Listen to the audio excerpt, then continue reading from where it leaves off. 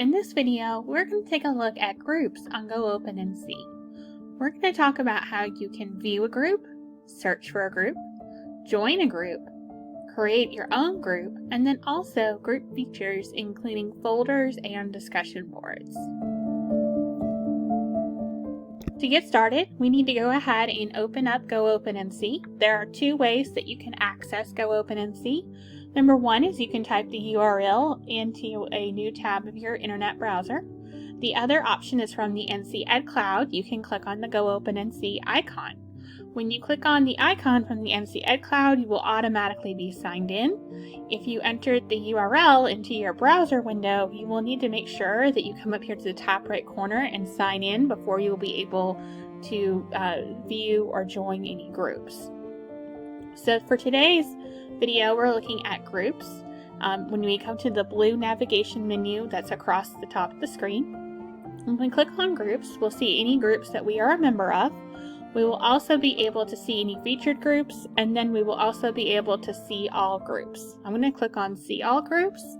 This will take us to the page here where we can see all the different groups that are already created for us and Go Open and See. You'll see that there's some specific grade level and subject area groups that we've created for educators across the state to be able to connect with each other on. You can also use the search features to search for your grade level, your subject area, and we always recommend that you search for your group first before you create your own, just to make sure we don't have duplicate groups. So for example, if I wanted to go ahead and talk about math, I could type in the word math and I can see all the groups that have math in their name. I'm going to go click on this high school math educators group. And you will see I already have a member of this group, so I see a contribute to the group. You would see a join this group button. So we do have groups in Go Open that are public and groups that you have to request to join. So if you see just a green button that says join, then it's a public group, and as soon as you click on join, you'll be added to the group. If you see where this green button is that says request to join, then that means that group is a private group and you can request to join it, but a group admin will have to add you to the group. So once you've had an opportunity to join a group, let's take a look at some of the features of a group. So for example, I'm going to be looking at the first grade educators group. In this group, I can see that there are 118 members and that there's 10 resources. So the first tab on our group is a group resources page. This is where we have folders and resources that have been saved to the group.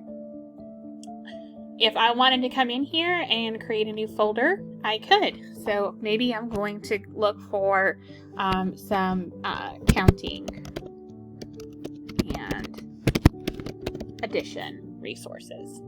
So I'm saving that, and now I have a folder here that's counting and addition, right? And so we can actually search for resources and add them to this folder, and anybody who's a member of the group would be able to see this folder. They'd be able to see any resources that I saved, and they would be able to also add additional resources. So it's a great way to look at the platform and kind of start organizing things. Whether you want to create folders based on topic areas, based on units, there's really no, you can organize it however you wish. You can also add subfolders. So maybe with this counting and addition, I'm going to add a counting folder, right? And so then I'll make an addition folder.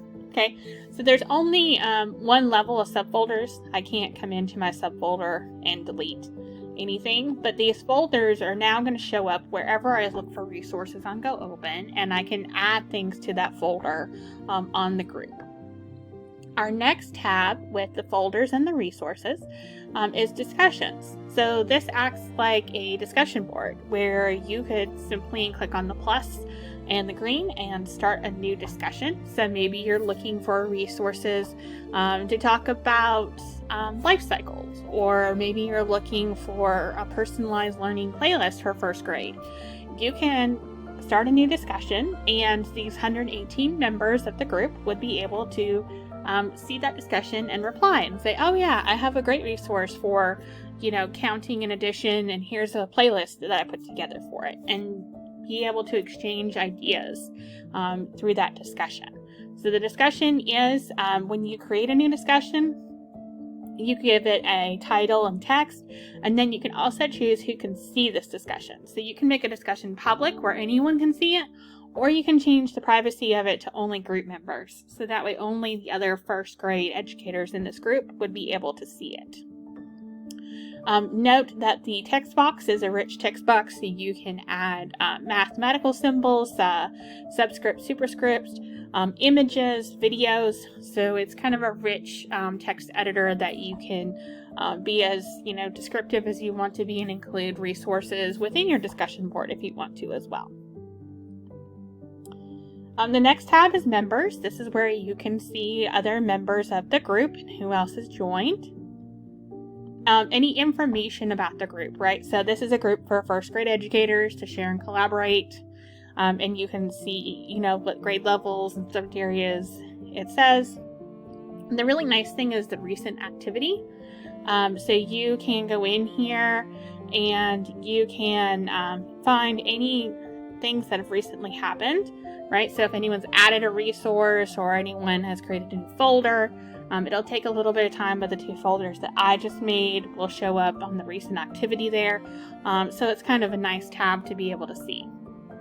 If for some reason you decide after you join a group that maybe this isn't the group you want to be a part of, you can click on this Leave This Group button, or maybe you joined it by accident. You can click on Leave This Group, and that will exit you from the group, and you will also no longer receive notifications from the group in case there's any further discussion boards. All right, so if you need a reminder of where your groups are, there's 2 ways to see all the groups that you're a member of.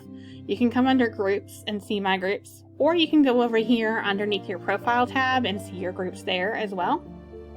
So you can see all the different groups that I'm a member of. We're going to go back to groups, and I want to show you next how you can create your own group. All right, so let's say that we have searched for a group and we didn't find a group we want, or we're going to create a specific group for our PLC, our school, or our district. We're going to go up to this green Create a Group button. And we're first going to need to give a group name, so sample high school group. And next we're going to add subject areas. So this will help other people find the group. So if you just want to leave it generic, you can put professional development, or maybe you're going to create a group specific for math. And then we're going to set our grade levels, right? So this was a sample high school group. So I'm going to put grades 9, 10, 11, and 12. We have to give a description. You can come back and edit this out later and add more to it, but for right now, I'm just going to say this is a sample high school math group. And then we set our permissions, right? So do we want this to be a public group where anyone can join it, or do we want it to have a group where we have to approve members? So if we leave it there with need approval, then I, as the group admin, will need to approve anybody before they join the group. So once we create our group, we have all of the tabs that I talked about earlier. As a group admin, I see this Manage Group link underneath the circle with the blank logo. So when I click on Manage Group, I have those same information that I put in before about the group. But I also can upload a profile image, which I recommend just to help whether you want to use the logo of your school or your district, or create your own image. I would recommend doing that just to helps make the group look a little bit more professional and helps people see it and recognize it in their groups menus. Because when you have a lot of groups that you're a member of, it's sometimes nice to have that visual. I can also add different administrators to the group. So by default, since I created the group, I'm the group administrator. But I can come in here and enter an email address and add an additional administrator or several. So this is nice, so that way you can share the group administrator responsibilities of being able to approve people to the group. It also is nice if, maybe your role changes one day and you're no longer, the admin of the group. If you add several people as admin, then they can continue to take on and they can manage the group even if you're no longer an admin. When we come over here to members, so there's two ways now that people can join the group that I just created. Either I can give them the URL to the group in an email and say, hey, come join our group, or I can click on this plus member and I can actually enter their email address and send them an invitation to join the group. Please note that there is a limit of 25 people per day that you can invite via this way. That's just to prevent spam. So if you are creating a group maybe for your whole school and you have, hundreds of staff members or your district, just keep in mind that you can only invite up to 25 people per day. So you'd probably want to give them the link to join and ask them to request to join. If I go back under that members profile, remember for this group, I did choose to approve members. So I would want to make sure that I check this members tab frequently, because this is where I'll see anybody who has requested to join the group. And until I approve their membership, they can't see things in the group. So it's important to keep check of your members tab frequently if you chose a private group. Another option that you could do is to leave a group public and then go under manage group and go under membership control and change it to need approval. So if you wanted to make it public at first for a few days and let people click and just become a member of the group, and then you can change it to need approval after you feel like everyone has had a chance to join the group that want to do. That's another way you can manage it if you have a lot of people that you want to add to a group. Alright, so that was how you create a group. And this group, another thing that you will see under that manage group is how you can delete the group. So let's say for a time, maybe this group here is just to work on new curriculum resources, and once those resources are completed, you want to delete the group, you certainly can. Just note that once you delete a group, it is a permanent action. There is nothing that can be done to bring the group back. It is a permanent action. So I'm going to delete the group, and it's like it's no longer existed. Alright, so one last thing we're going to show is how you add resources to a group. Alright, so we are on the main page of GoOpen, and we are going to search for a resource, and then we're going to add it to our group folders that we made earlier. So I selected first grade group, and I think it was counting and addition. So I'm going to search for my standards, and I'm going to come down here and select first grade, and we're going to go under numbers and operations in Weeks 10. And if I look for NBT.1, which is count to 150, and then I'm going to sort by rating, and I'm going to click a couple of these, and I'm going to go ahead, and you notice when I get the check boxes, I have the little save button. If you don't have the save button when you're looking at resources on GoOpen and See, make sure you're signed in first to the platform. We do have a safety feature where it logs you out after 20 minutes of inactivity. So just make sure that if you're not seeing the save button, that you make sure you're signed in. If I go under my groups, I can see the folders that I made earlier. So I'm going to go down and go to my counting folder, and I see the green little success that I've saved those 2 items to my group. And if I go to the group now, I should be able to see those items. And if I look under my folders, I can see I now have 2 items in that counting subfolder. So these items are now visible to everybody in the group. So it's a great way to, as you're looking at GoOpen, to organize resources into these group folders. You can really kind of divide and conquer when you're looking for resources.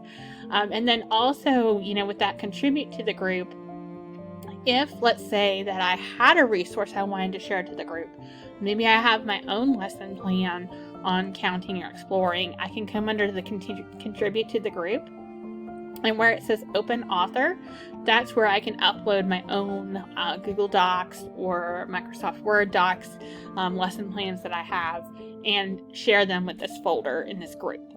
You can also submit from the web, so that's for other resources that are already out there that you didn't create, but that you know of and that they're openly licensed. So if you know of a great video, maybe for counting or something like that, you can go to that submit from the web, and it's going to ask you for the website and some information about the resource and to align it to the standards. So I hope this video tutorial has been helpful, help you're excited about groups and how you can collaborate, whether it's within your PLC, your school, your district, or even across the whole state. And I invite you to join a group and just get started. Thank you.